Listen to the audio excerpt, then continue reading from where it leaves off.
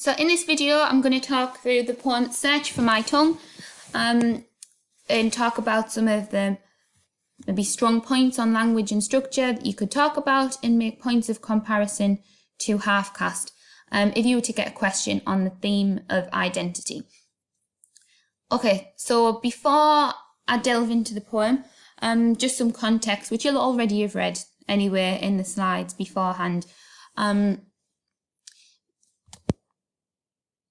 The theme of the poem is thinking about her loss of identity, heritage, culture, from moving from India and then immigrating to England.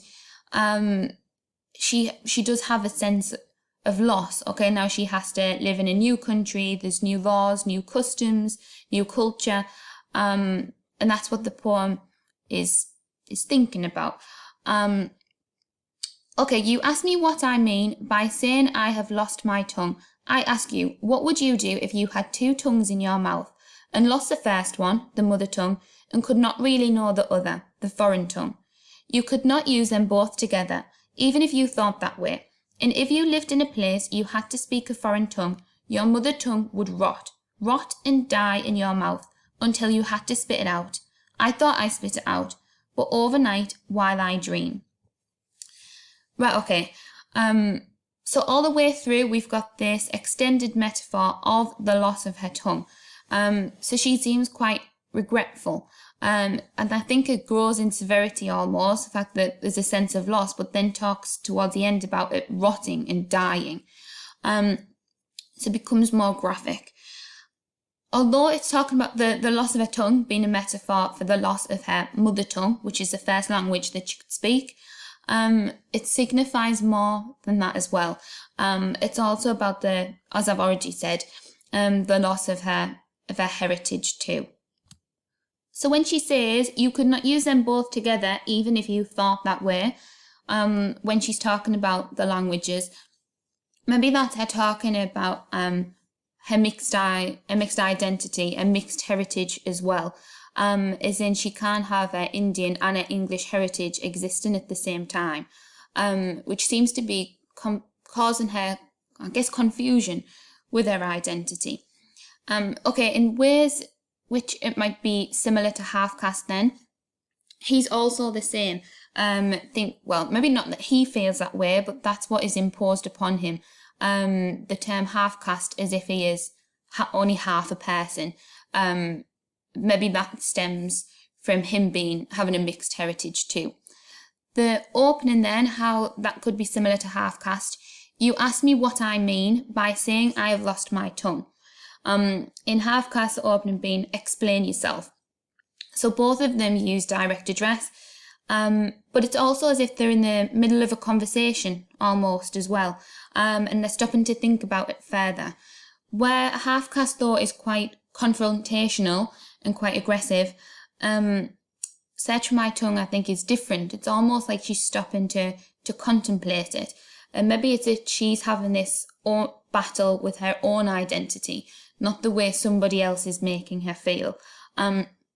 Also, she could be speaking to other people who are bilingual, other people who have had to immigrate, and if they also have this same feeling. As you can see here in the glossary for the word foreign, which I think is spelled incorrectly. No? So of, from, in, are characteristic of a country or language other than your own. So we would probably all know what foreign means. It could be a foreign person, meaning that they're from a different country. But it also means, if you were talking to me, say, about the offside rule, that would be foreign to me because I just don't understand it. I don't have a clue. So even though it might seem so simple to you, it wouldn't to me. So foreign also means strange or unfamiliar. So even though she is talking about her foreign tongue because it's, I don't know, maybe it's not her first language, it's still the fact that even though she might be fluent in England, she lives in England, she is English every single day, it's still foreign to her, it's still strange and unfamiliar, and she seems to long to speak her mother tongue.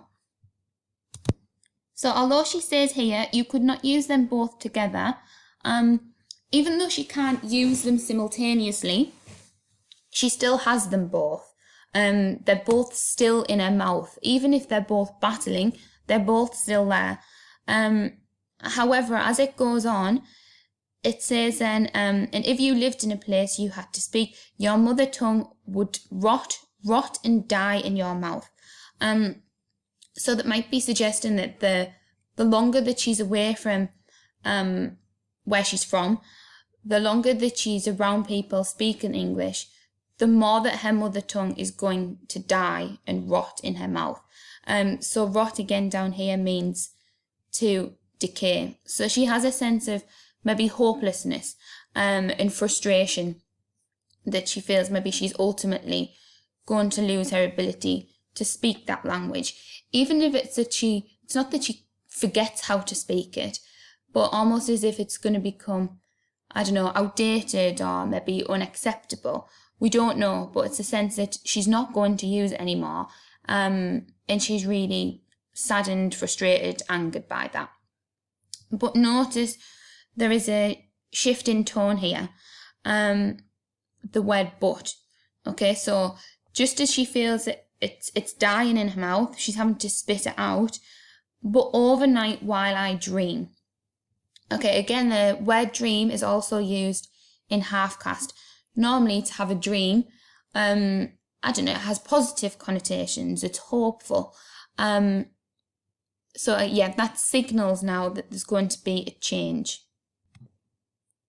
I'm just going to skip over this slide for now because I'm going to come back to it when we think of the overall form and structure of the poem.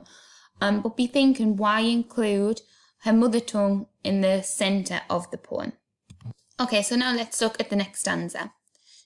It grows back. The stump of a shoot grows longer, grows moist, grows long veins. It ties the other tongue in knots. The bud opens in my mouth. It pushes the other tongue aside. Every time I think I've forgotten, I think I've lost the mother tongue, it blossoms out of my mouth. Right, okay. There is definitely a shift in tone, a shift in attitude in this stanza. Where in the first one, it's all about her sense of loss, her frustration, the fact that she feels that it's rotting and dying. So we've got this graphic, disturbing image. This is completely different. It's so much more hopeful. Another theme that could come up could be the theme of hope. Is now, rather than the extended metaphor of the loss of her tongue, we have the extended metaphor of a flower that is budding. So she's used, why use a flower to signify the growth of her mother tongue? If you think about flowers, so the flowers might signal rebirth, might signal growth. Also, that process is a natural process, as if to signify or reflect how she feels that her mother tongue is what's natural to her. So yeah, I think it's quite a pretty image to show that. So, although she did initially speak about the death, I guess the life and death of her mother tongue is juxtaposed all of the way through. But here, so when signifying the flower, is about rebirth, or maybe the fact that it never did die. It was always there. However, she does make it sound here as if there's almost a battle between the two tongues, which I guess is to symbolise her own inner battle with maybe her conflicting sense of identity, heritage, cultures and customs. You could go on and on. But it says here the fact that it's growing stronger, which is herself. It's herself that's grown stronger, and actually realising just because I live in a different country doesn't mean that she has lost it. But it says that it ties the other tongue in knots. So in her foreign tongue, in knots, which again sounds quite graphic, as if there is a battle between the two. the bud opens in my mouth. It pushes the other tongue aside. So again, she did say earlier that they both can't exist, but they are both still there. But this is now her embracing her culture and identity, and remembers that it hasn't been lost. On a day-to-day basis, although she might have to use English, follow English customs, that doesn't mean that she's lost her identity or her heritage. Okay, what other questions have I got on the side? What tone does she use at the end? How does this contrast to the beginning? Okay, so at the beginning, I probably repeated this about 5 times now, but she's regretful, she has a sense of loss, she thinks that the mother tongue has died, but now that it blossoms out of my mouth. Okay, so way more hopeful, has much more positive connotations.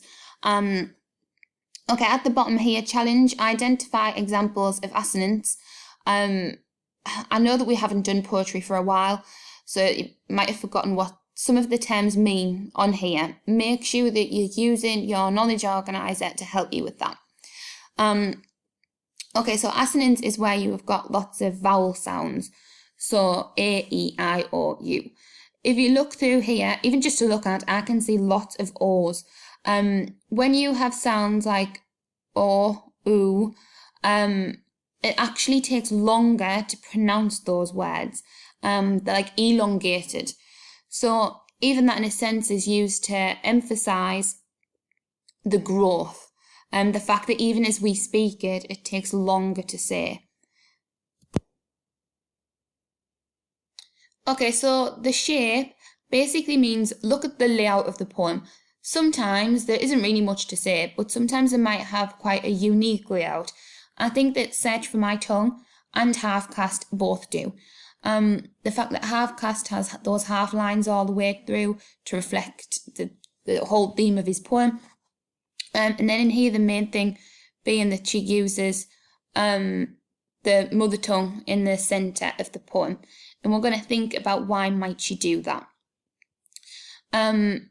Okay, we've already spoken about the shift in tone, so I'm not going to go through that again. Free verse is where there's no, stable rhyme scheme, meter, pattern, which makes it quite conversational, which I guess suits a beginning where you ask me, okay, as if it is where joining a conversation, she's already halfway through, and also makes it quite intimate. Okay, so the main thing I'm going to focus on is why might she put this part in the middle? Okay, so what could that signify?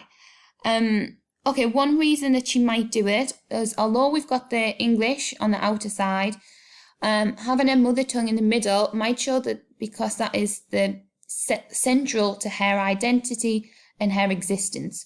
Okay, and the fact that it is never going to be lost, it's always going to be there. No matter how she might feel like it's being pushed aside, like she has this battle, actually it's never going to go away. It's central to her, and it's always going to be within. However, an alternative interpretation could be that actually that being in the middle and the English being on the outer side, could be that the foreign tongue is consuming and suffocating the mother tongue in the middle. As we know, she has this battle between the two tongues, so that is also what that could signify. For each of the poems, a knowledge organiser has already been made. What I would do though is amend these, add your own points. As we come up with more and more perceptive points, then add those. I've put on here a link to extra reading for Search for My Tongue. That's got really good points about the attitude of the speaker, the context of the poem, the themes of the poem, and then also points on language and structure and form.